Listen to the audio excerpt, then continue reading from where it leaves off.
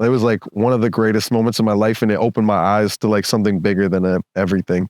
Like I seen so much and like experienced so much, and I like had a lot of time to think and like sit down and like really contemplate what life could turn into.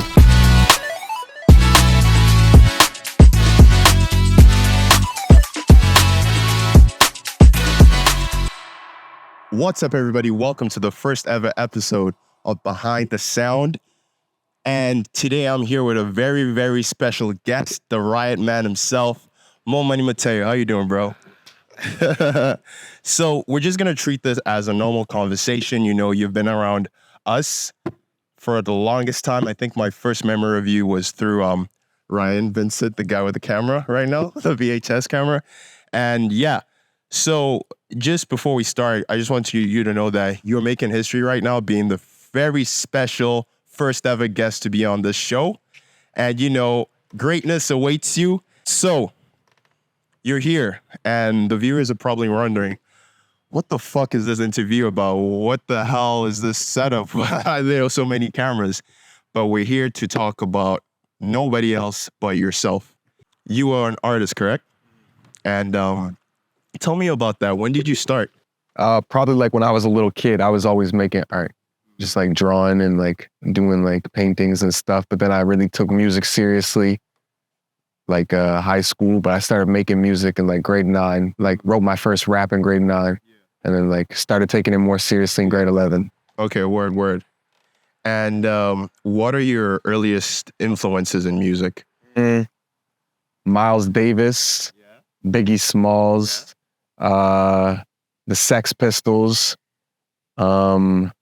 like the Stylistics, like a lot of like R&B, soul, and then like a lot of like the 90s East Coast hip hop scene, but like I love the West Coast too, and then like the punk scene. Yeah. Would you say, especially the punk scene, is pretty much what is inspiring your career as of today? Yeah, definitely, because like we're the youngest we can be right now, so it's the only time we can be punk. Yeah, 100%. I'm just gonna bring up the fact that you are releasing, what's this, your 4th album? 7. This is your 7th album. What's the name of the album? Stunt Girl. Stunt Girl. And tell me about this Stunt Girl. Stunt Girl's sitting in Vendée right now, Le Roast-sur-Yon, and she's sleeping because it's 7 hours ahead of us. And yeah, her name is Nyla, and she's a beautiful artist that I met through making a magazine, and she does tattoos, she makes music, she paints, she does like the whole 9, and I just fell in love with her. So I wrote her a little album, and Stunt Girl is just like a way to say like she's very adventurous and like she's cool. And it, like the word cascadeuse means like stunt girl in French. So like I just like the way that sounds. She told me her family used to call her that. Like after I came up with the title of it, she told me like her family used to call her that when she was a kid. Yeah. So it was like just like things fit together. Cascadouche. Remind me again what that means? Stunt Girl. Stunt Girl. Okay. So you made an album, and I feel like you found more inspiration during the process of the album in France. Am I correct? Can you shed more light towards that trip? I wrote like maybe like 4 songs while I was in, or like 5, whatever, while I was in Canada. But then like the rest was like just like thought of and like experience while I was up there. But like with Camp Nowhere, like the album we put out before, it was like I wrote it and then I lived it. Like I put out the album and then I rented the summer camp and we put out like the whole thing, the experience. So it was like, and everything was so like key to the whole thing. And then did the same thing, like things that I wrote like happened every day. Like, and then like, it was like crazy, like how I like manifested that shit that happened. Like, and then like, it really did. And then like all the stuff that I wrote when I came back was just like experiences that I had. Would you trade that France trip for the world? No. It was like one of the greatest moments of my life, and it opened my eyes to like something bigger than everything. Like I seen so much and like experienced so much, and I like had a lot of time to think and like sit down and like really contemplate what life could turn into. And what can life turn into? Something beautiful. Doesn't have to be a 27 Club. Okay.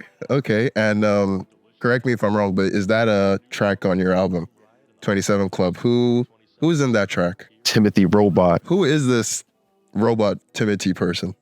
Well, and then cut the camera. Right. I feel like I've done a little bit of talking, and I just want to hear what's in your mind. Like, we've shed a couple insights regarding the album and the inspiration, and again, the question, still remains, why did you really make that album? So it started off with like, I went to Panama and like, I couldn't speak that much Spanish, and everybody could, like they wanted to be my friend because I was just like out there, and like I wanted to like be friends with people and meet new people, and I was just like the most confident like myself, so I could like to actually talk to people. And then I realized like the language was dance. Like everybody wanted to dance, and like that's how we spoke to each other a lot. Like they would just pull you on the dance floor and dance with you, and that's how you'd meet new friends. So like I was like, man, I got to switch from this like slow hip hop and like the slow R&B and make more like dancey songs, because I wanted something to be proud of to show them. Because like I was proud of Camp Nowhere, but I didn't want to show it to them because I didn't think they would understand it.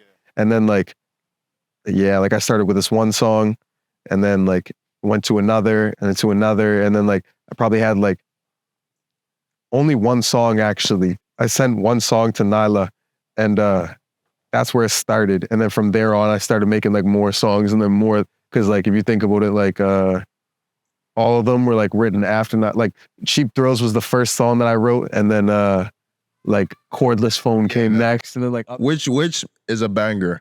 My roommate Ryan Vincent is actually on that song, and I hear him play. He's the one with the the VHS camera right now, and I hear him play that song damn near almost every morning. So it's like deeply rooted in my subconscious. Like shit, I may even dream about that song. Beginning of that song starts with Nyla telling me that she just got out of jail. Yeah. Because wait, what?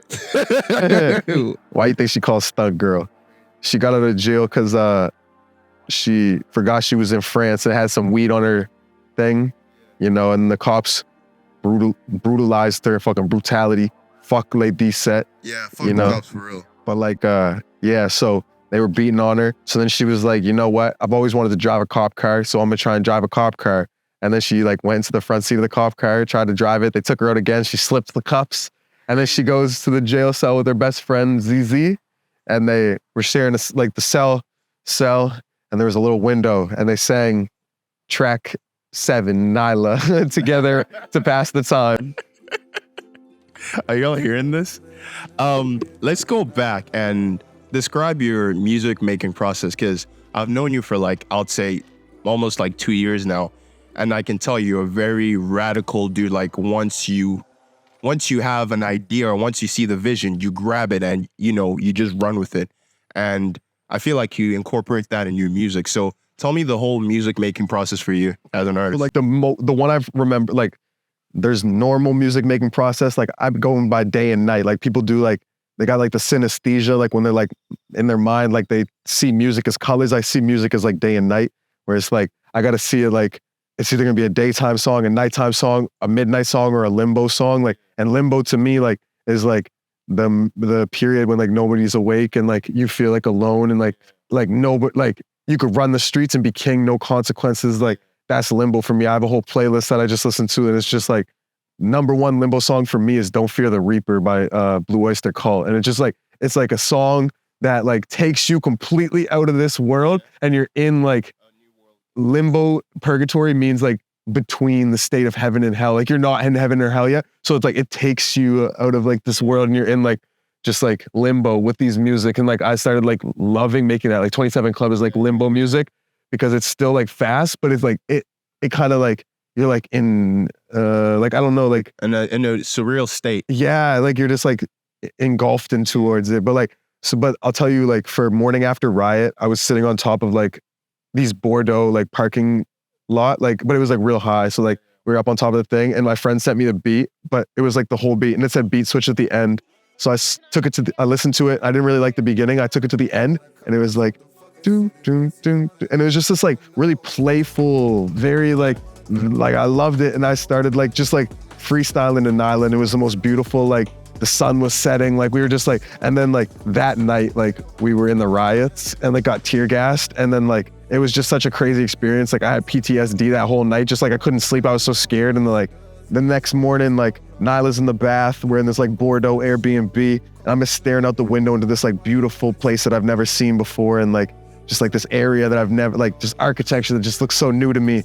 And like I just start writing stuff like in this new kind of like way that I would never write before, like just like 7 times a day, spread my love for my baby, like, and then just like, you know what I mean, just like doing it like what, like making the melody with my voice kind of. And I already heard it, and like it was troublesome for me because she couldn't hear it like how I heard it. Yeah, so when I got her to record, I needed her vocals because I knew I couldn't get her vocals when I went back. So we recorded them in her friend Coco's house in Paris, and like it was just hard. She was real shy about it, and like I just kept on saying like, just believe in yourself. Like I can see it, I can hear it, I can hear the whole song right now. Like you're gonna be fine. Like whatever you do, Alex can like make sound fucking crispy. Like you don't even worry. Like whatever. Like we just need your voice. Yeah. Basically, like, and then like finally we got it. Like we got our good thing, but like that was one of the processes, and that song like stumps me because it sounds like day and night for me.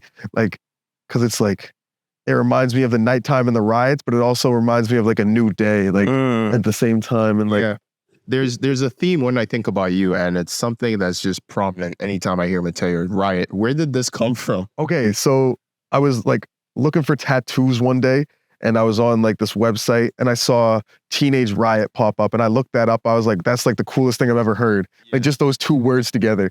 And then found out it's like a Sonic Youth album or like a song. And I was like, song's mid, like whatever, like chill song. But then I was like, I want to make this an even more of like a movement. So then I made the album Teenage Riot. And from there, like I started calling myself like Riot as the character. Like that was like me playing me. Like Riot is more like the embodiment of everything that I want to be, and like more crazy me on stage. And then so like went into that, and then like the Riot Kids. And then with Camp Nowhere, that's when I like really formed the character of Riot, because I was like forming a story about like the boy Riot who falls in love with the girl at the camp and stuff.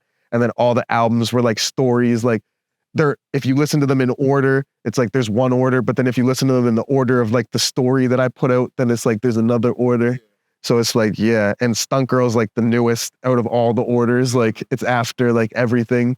So it's just like, I am Riot. And like Riot means to just be like free thinking and like not care what anybody thinks, and like literally just be yourself. And like when I was a kid, I was so anxious and shy and like was so like scared of what people were thinking of me. But now it's like no one can tell me shit. Yeah, like you're just yourself. With like good intent. Like I'm not an asshole. I'm not an egotistical maniac. Like it's just like no one could come up to me and be like, oh, like your shit sucks and like you're never gonna make it and it's actually gonna get to me, or like your style's whack, or like you're wearing girl clothes. Like no one's ever gonna say anything like that to me and get to me anymore. Like I know who I am and I know what I've done, and like I know what I can do, and it's like unless you can do it better than me, then don't say it. Like yeah, that's totally fair. And then don't criticize me, you know what I mean? Yeah, you're an artist, you're a free thinker, and if people don't see the vision, they can respectfully fuck off. Exactly. And it brings me to my almost next question.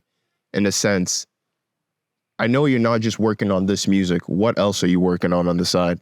Right now, I'm working on Ugly Peeled, the magazine, which is like a collective, and how I met my girlfriend. And like, it's just a collective of like all the artists that I met over time, and like tattooing and graffiti and like just like everybody, and like putting it together for like the most raw magazine. So I can kind of almost make a phone book for our age of just like, I'm looking for somebody who can do this. Flip through Ugly Peeled. There's my fucking person. Like there's like who I need. Let me contact them. Or like they do tattoos that I like that style. Like let me, just like something that you can read while you're just sitting down. Something that like you give to your little brother, he's gonna get in trouble at school for having. Like just like something like that. I'm also working on this project with Nyla, which is called Te Amo, which is like her concept album for me, and just showing off like me as an artist, because like I made one for her and she wants to like just like almost return the favor in like a loving way, just like showing off. Like yeah, honestly, like shout out Nyla. Shout out Nyla for real. Without this human, none of this would be possible. And you know, I'm just so thankful that, you know, I'm actually happy for you that you found somebody who inspire you. Hopefully I'll get there one day, but you know, I guess we're not there. And for real, the only thing I can say is don't search for it, because it was so random with me and her. Like it just like happened one day, and it was just like she liked my story, and I was like, should I hit her up? And then my friend was like, go for it. And like we went for it. And this is the final question and the final like part in this whole interview process is, what's next for you after this album release, and what's next for Matteo and the whole Riot brand? Which camera are we working with right here? This one? Next, I'm going to Montreal this summer, Marseille, and we will be trying to do some shows out there like Stunt Girl. We got Stunt Girl release party this weekend on Friday, June 16th at the Seahorse, and then Ibex Fest with Frantic and Harder and all them boys. And then after that, we're gonna be doing a bunch more shows this summer, probably some DSO Prism shows like related with that. So like we can, cause Nyla wants to see all my boys perform and me, and like just, that's one of her dreams, and one of my dreams is to perform for her. Then after that, I'm moving to Marseille because I'm saying with Halifax, because I feel the respect, but you know, honestly, I just have to see all like the world, and I just have to like get new clientele and show France what it is. And you know what? Shout out to France, shout out to all the people in Paris, shout out to people in La Roche-sur-Yon, shout out to people in Nantes, shout out to people in Vendée, because I know y'all gonna be listening to the music. I already saw all y'all posts and stuff. Shout out to all the artists that helped me with Ugly Peeled and the stuff. Shout out to all the boys here, because you guys all made this shit happen just like I did. It wasn't just a one-man effort. That's the one thing about Mo Money Matteo. When I was working with any of the other guys, I'm Matteo. Mo Money Matteo is a collective. And yes, that's pretty much it. Well, thank you so much for joining me in this first ever episode of Behind the Sound. Riot, Matteo, Stunt Girl drops Friday. Well, when you're seeing this video now, it'll be everywhere. Stunt Girl is out right now. Make sure to get it on all streaming platforms, and yeah, we'll see you soon. Peace. Thank you, man. How did that feel? Sick. Can't wait to see it finished. It's gonna be so sick.